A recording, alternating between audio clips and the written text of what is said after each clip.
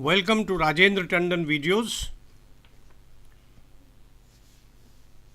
As part of the new series on Mahabharata Fascinating Tales, we are continuing with the story of Shakuntala and Dushyanta. Shakuntala was the discarded daughter from the union of Rishi Vishwamitra and the celestial beauty Menaka. She was brought up by Rishi Kanva in his ashram.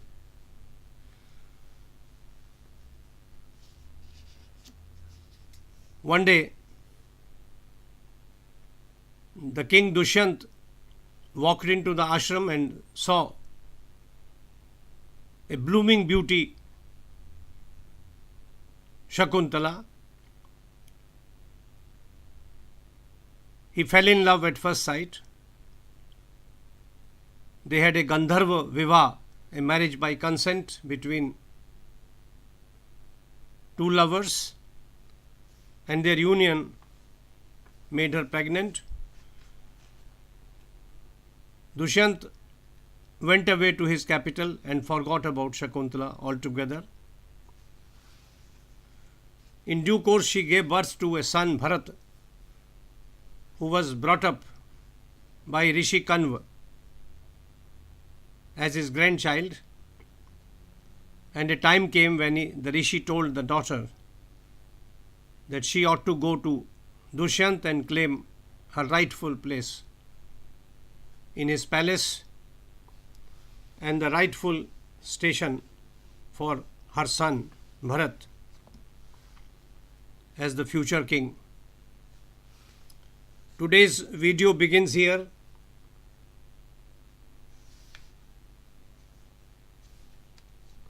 Shakuntala has reached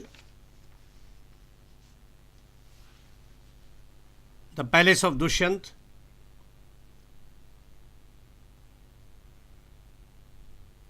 Her companions, the pupils of Kanva Rishi, turned away after leaving her at the door of the king.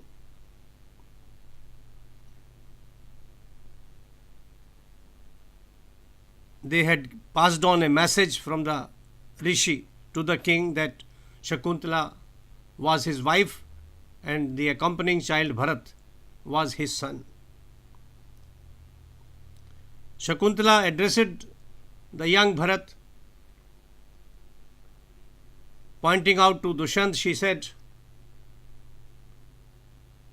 "That is your father, who always honors his word. Please bow to him." She stood in the court, taking support of a pillar, her eyes downcast. She addressed the king, "You mighty king, please be happy.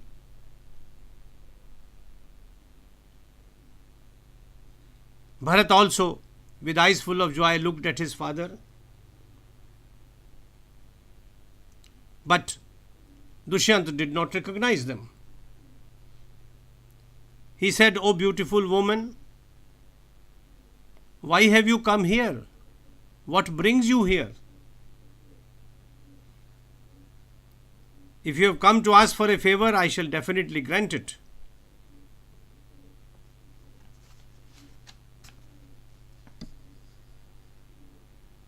Shakuntala replied, "Rajan, this child is your son. You should make him the successor to your throne. He is born of my womb, but with your seed. I had put a condition before submitting to your advances that my child would be the next king, and you had agreed to it. Please think of it. Remind yourself for it." Dushyanta shouted at this, "You are an evil woman. I don't recollect any such meeting with you and mating with you. Whose wife you are? I do not know this child.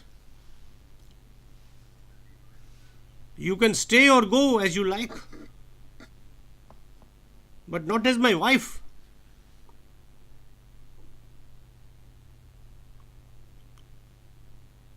Shakuntala felt slighted. She was angry. She almost fainted with sorrow. She stood there with the support of the pillar. Her eyes were red with anger. Her lips were trembling, quivering. It seemed as if she would burn Dushyant with the fire from her eyes. But she hid her anger. This was not the time to be angry. Addressing Dushyant, she said, "Deliberately you are behaving in a mean fashion. It does not behove you.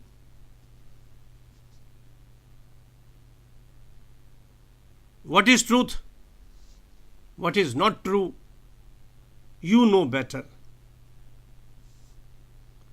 Do not ignore your conscience, my husband. You think you were alone at that time when you made love to me? God was watching. God is there in everyone's conscience. And that God was present there at that moment. He knows what was wrong, what was right. He knows about Pap and Punya.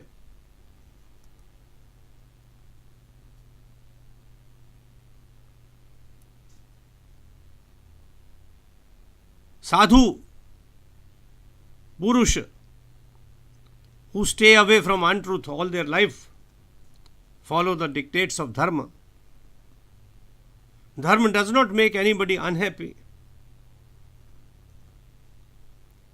If a person committing an evil thinks that nobody knows him, he is mistaken. The sun, the moon, the winds, the fire, the heavens, the earth, the water, the heart, Yamaraj, day, night, the morning and the evening, and Dharma, they follow all our activities, good or bad. And those who discard their own truth cannot be helped even by the devatas.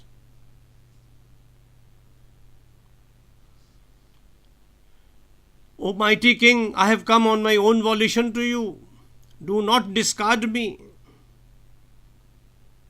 I am your wife. You married me in a Gandharva Vivaha. You made love to me. You impregnated me. And you are insulting me in front of all the men and women in this court like a lowly, mean person, a man of no morals. I am not weeping in a solitary jungle alone. I am expressing my sorrow and my hurt in the presence of a crowd. Why don't you listen to me? Strong words. But she was not going to give up. What follows is a remarkable statement of the strength and the powers and the duties of a woman.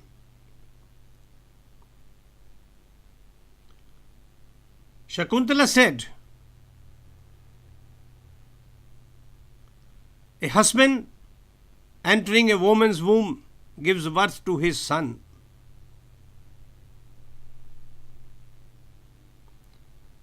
A son is called Putra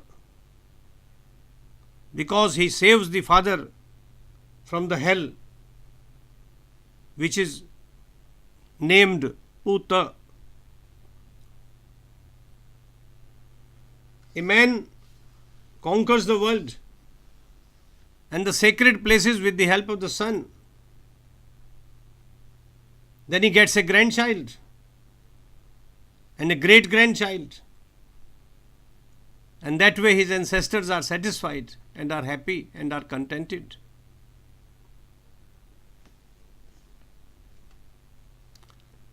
A good woman, Shakuntala said, is one who assists her husband in the duties cast upon him by dharma.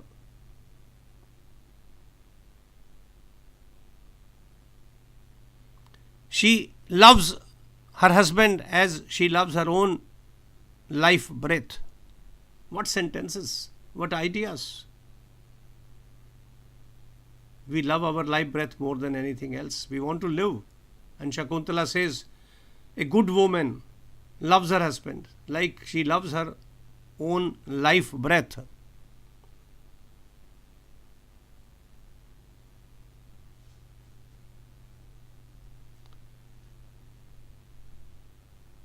O mighty king, Shakuntala continued, a woman is half of a man's being. She is his best friend.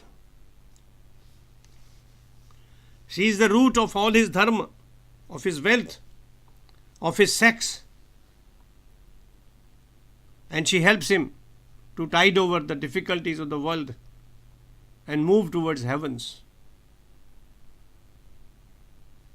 Only those who have a wife can perform yajna, sacrifices.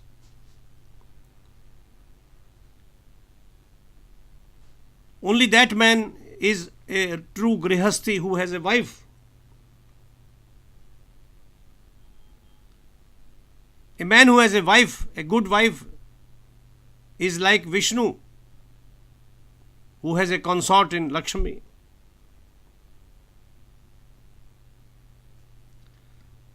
A wife is his companion.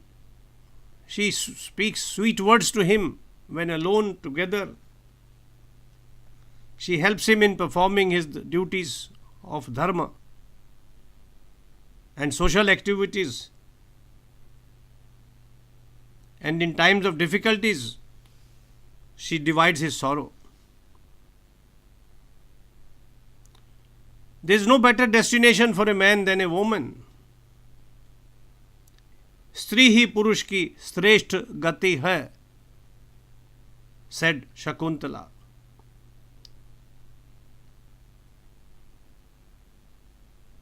She also said that a chaste woman, a pativrata woman, always follows her husband.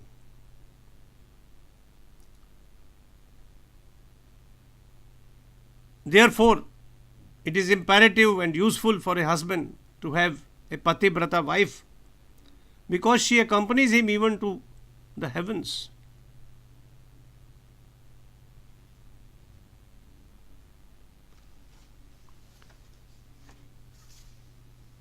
O mighty king,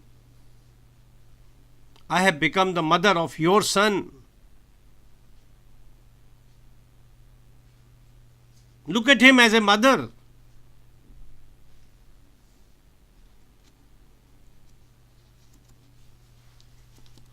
You are born as my child. Look at him. His form, his manners, his eyebrows, the movement of his hands, they are like yours.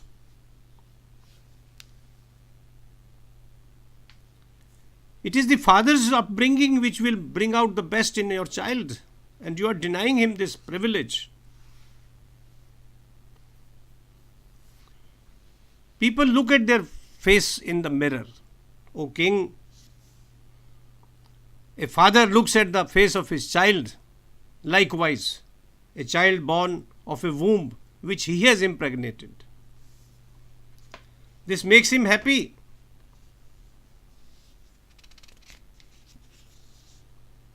This bestows upon him punya which leads him towards the swarga.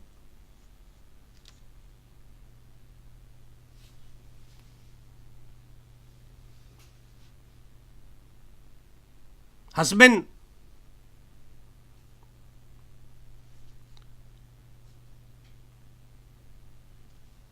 Like a man burnt by sun rays, getting peace on taking a bath. Like a man who is mentally disturbed and is burning in the fires of worries. Like a man who is sick,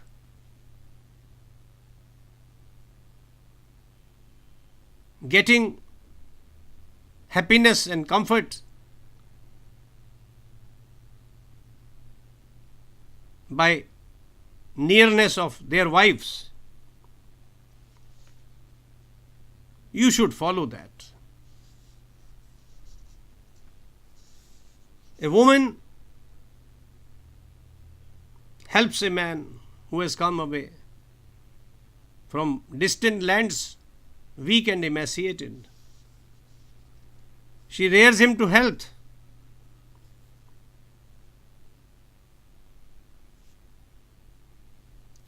Sex, love, and dharma are all controlled by the woman, who is the wife of the man.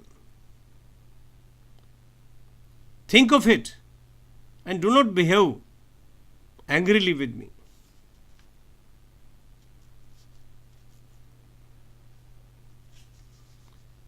Do you know, O king, that even rishis cannot make a child without a woman? Man has no such power by himself to create a human being. A woman does it for him. Look at your son, who has come to you on his own, who is looking at you with eyes full of love. He is keen to sit in your lap. Even ants look after their eggs. They don't break them. And you, with all your knowledge of dharma, are avoiding your own child. Even crows look after the eggs of a quail. They know these are not their eggs. And you are not honoring your father, own son.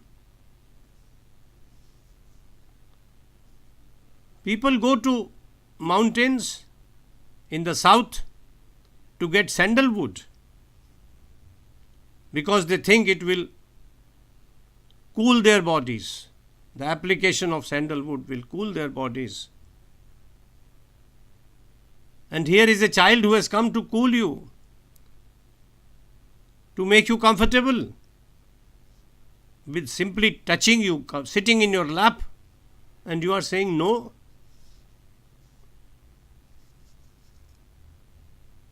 Remember, O king, the happiness which is achieved by caressing your own child, sitting in your lap, cannot be derived from superior clothes, beautiful women, and cold water. Amongst all the things a human being can touch, the best is the contact of his own child. Look at your son. He is so handsome, so good looking. Caress him. Get your joy back into your life.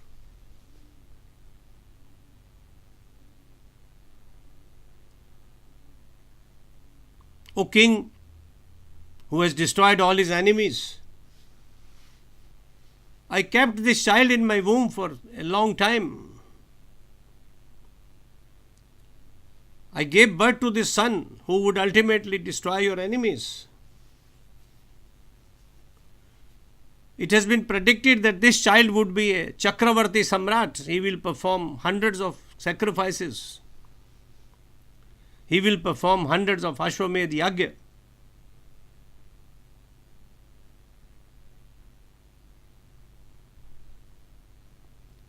Men who come back from travels come and kiss the forehead of their son.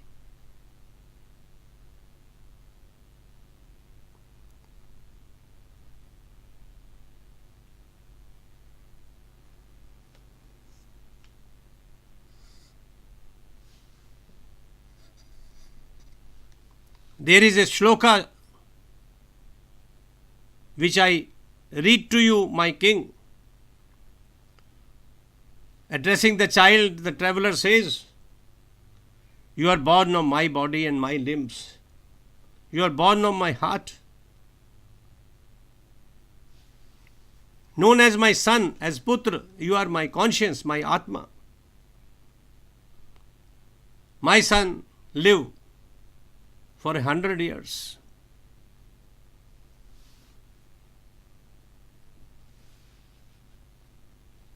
My life is under your control, my child. My progeny will be born from you. Therefore, live for 100 years."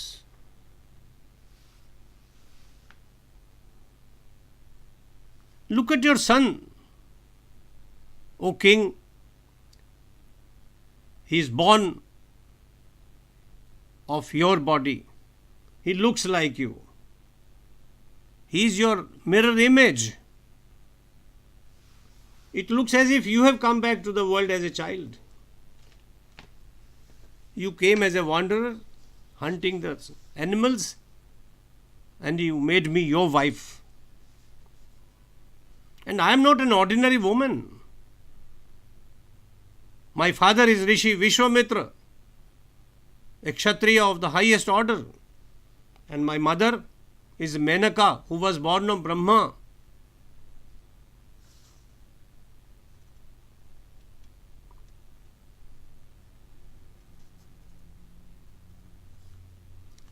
Even those birds which looked after me after my parents left me alone under a tree are virtuous. They earned punya. I was named Shakuntala after their name. It was God in Rishi Kanva who brought me up. It was God who later inspired me to accept your proposal because you were speaking very sweetly and you wanted to have sex with me to beget a child. I married you in Gandharva Vivaha. I married you for dharma, artha and kam. Today, my king, my husband, I have come to you for my family, for my lineage, for my character, for my truthfulness, and for my dharma. Don't belittle me. Don't forget your promise. I am blameless. I am here to serve you. Follow your dharma and do not say no to me. Have I committed any sins that I am being discarded by my husband? Okay, I'll go back, but don't discard your son. Dushyanta shouted at her. Your mother was a cruel woman who deserted you. You are shameless, dressed as a sadhavi. You have come to this court to belittle my honor. How can this child grow so strong and handsome living in a forest? I don't know you. Go. But Shakuntala was not to give up.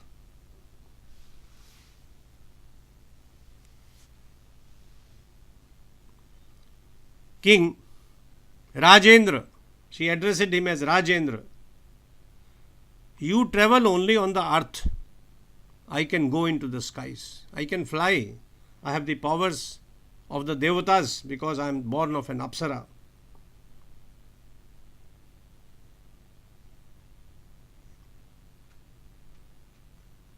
You are the tiny seed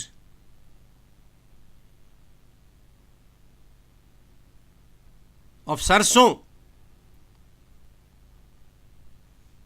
I am like the mountain Sumeru.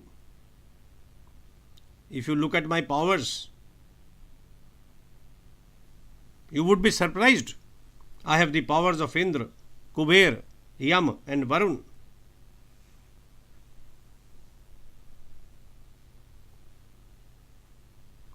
I shall tell you a story, my king.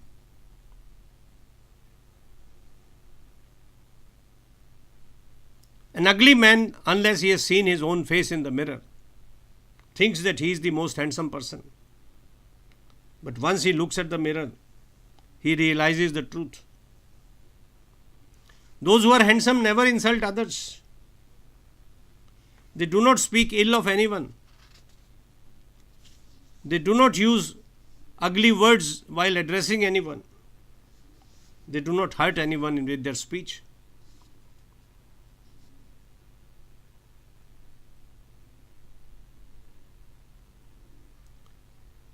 That person is like a pig who, even after discarding the best of victuals, goes only for the trash.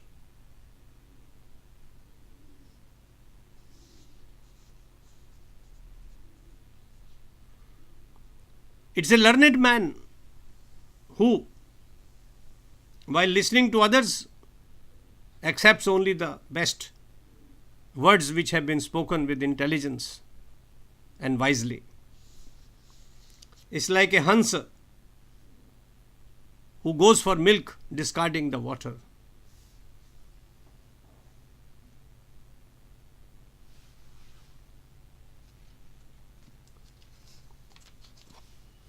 In this world, there is nothing more laughable than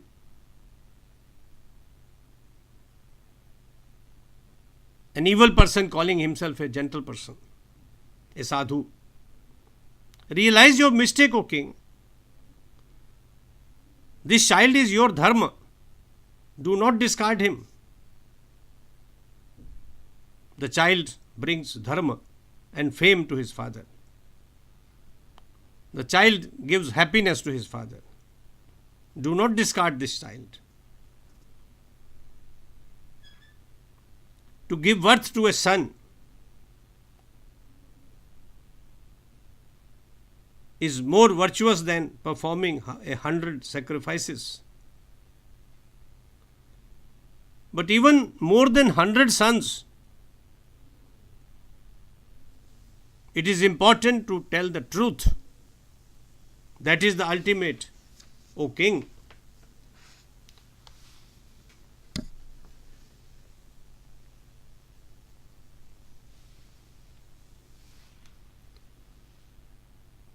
Truth is more important, more powerful than reading all the 4 Vedas or taking a bath in all the pilgrimage centers. There is no dharma like truth. There is nothing superior to truth in human conduct. And there is no bigger evil, papa, than untruth, O king. Truth represents Parabrahma. Truth represents Paramatma. Truth is the biggest law of the universe. Maharaja, do not break your word. Do not go back on your promise. I wish truth accompanies you till end.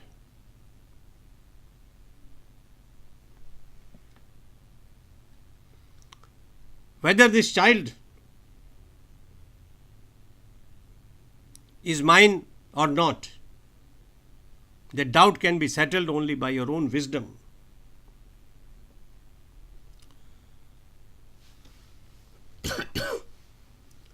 Look at his walk, look at his manners, look at his voice, look at his memory, look at his enthusiasm, his character, his knowledge, his training, his courage. He is your son. He resembles you in every respect. He would grow to be a big king.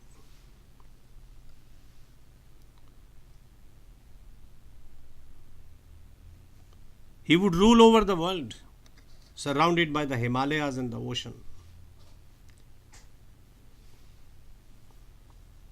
Rajendra had told me, Shakuntala, your son would be a Chakravarti Samrat, a powerful sovereign. Yet this prediction cannot go wrong, O king. At that time, heavens spoke and advised Dushyanta that he was mistaken. Shakuntala was his wife and Bharata was his child.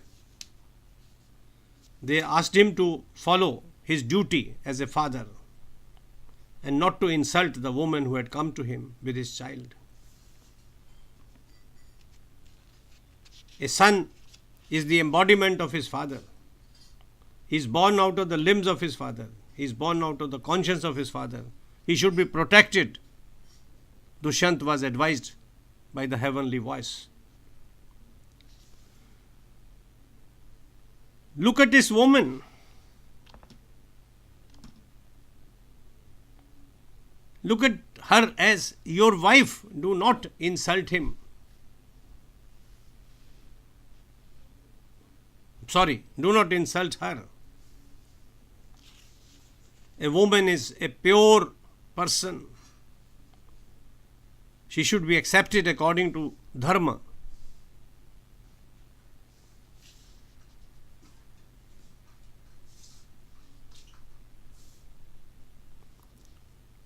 Take care and rear the child born of her womb from your seed.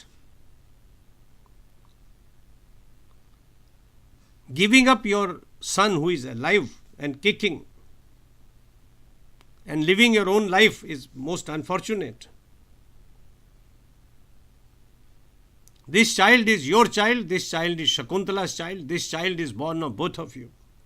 And he would be known as Bharata.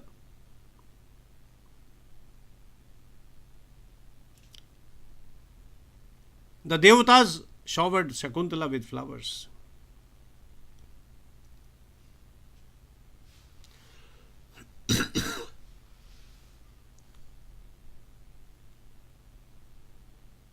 Dushyanta accepted the Akashvani.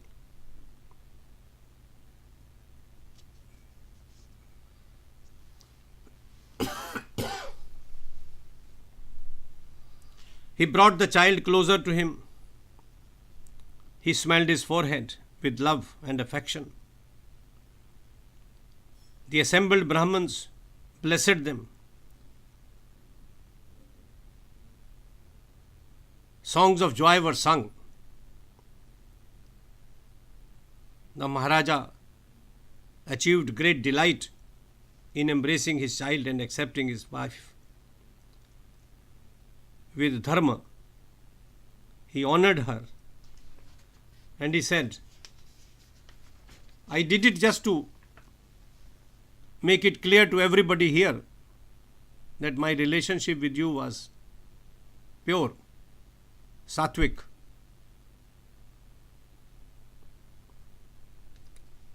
No doubt you are a pativrata. Everyone will worship you, Shakuntala.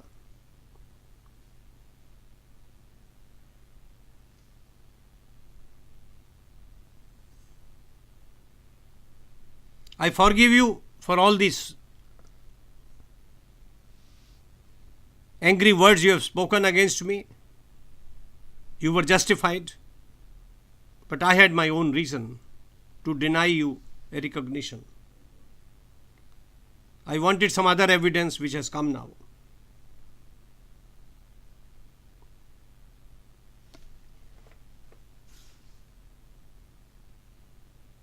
There this story ends. The rest is known to us. Bharat became a very successful and mighty king, and our country is known as Bharatvarsh after his name. Thank you for listening to me. We'll meet again soon.